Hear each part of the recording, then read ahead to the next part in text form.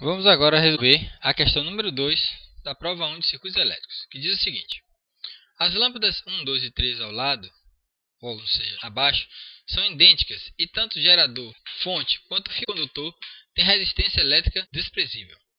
O que acontecerá com o brilho da lâmpada 1 quando o interruptor da lâmpada 3 se fechar?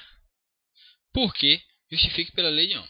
Bom, para a gente resolver isso aqui, certo? A gente tem que analisar o quê?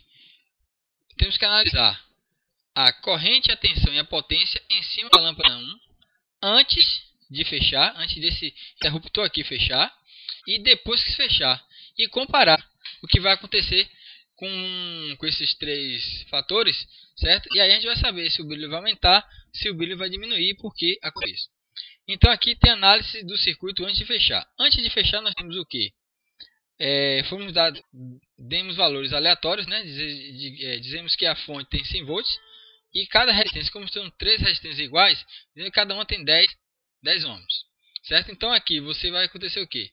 Vai ter, essa corrente vai sair daqui, vai passar pela lâmpada 1, passar pela 2, ela não vai entrar aqui, certo? Porque aqui está interrompido o circuito, vai passar direto, certo? E vai voltar para a fonte.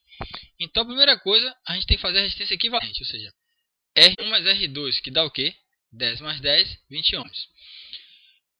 Tendo a resistência equivalente, nós temos a tensão e temos o I total, a corrente total, que é V sobre R. Então é 100 sobre a resistência equivalente, 20, que dá o quê? 5 amperes. Vamos agora ver qual é a tensão na lâmpada 1. A tensão é R vezes I. Quem é o R? 10 ohms. Quem é o I? Calculamos aqui. 5 amperes, porque no circuito em série sabemos que as correntes são iguais, certo? E as tensões são divididas proporcionalmente entre as resistências, proporcional ao valor da resistência, certo? Então, aqui, qual é a potência, qual é a tensão na lâmpada 1? É o 10 vezes o 5, que é 50 volts. E agora vamos calcular a potência. Potência é igual a V vezes I. Quem é o V? 50, que é que a gente calculou aqui anteriormente. 50 vezes os 5 amperes da corrente, 250 watts. Então, a gente tem os três valores da corrente em cima do resistor, da tensão e da potência. Agora vamos analisar o circuito depois de fechar. Quando você fecha isso aqui, essa lâmpada 3 fica em paralelo com a lâmpada 2, certo? Então, qual vai ser a resistência equivalente dessas duas lâmpadas? Vai ser a resistência equivalente de 10 paralelo com 10, dá 5. E a resistência equivalente total vai ser o 10 daqui, mais o 5 da resistência equivalente dessas duas lâmpadas, dá um total de 15 ohms. Então, qual é a corrente total? É o 100 da fonte, certo? Dividido pela resistência equivalente total, 15. Então, 100 dividido por 15, 6,67 amperes. Qual é a corrente na lâmpada 1? Ou seja, no resistor 1?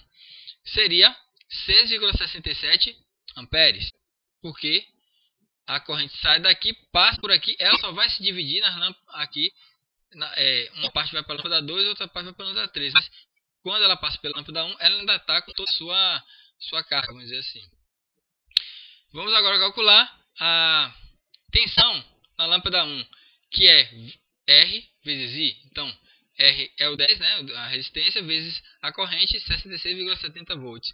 E a potência, que é 66,70 volts, vezes a corrente, certo? Que dá 444,89 watts. O que é que a gente pode notar? Nós podemos notar que quando o circuito estava aberto, a lâmpada, o interruptor estava aberto, os valores de corrente, tensão e potência eram 1, e quando se fechou, os valores sofreram um aumento. Ou seja, de 5 passou para 6,67, 50 para 66,7 e 250 watts para 44,89.